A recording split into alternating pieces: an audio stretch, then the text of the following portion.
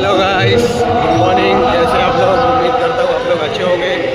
और हम लोग निकल रहे हैं यहाँ पे अपना चामिंद्रा हॉस्पिटल में, ठीक है। तो और हम लोग चल रहे हैं घूमने के लिए, देखते हैं क्या होता है। अपनी जिम्मेदारी, भाई साहब की तबीयत ख़राब है और हम लोग चल रहे हैं रोड पे।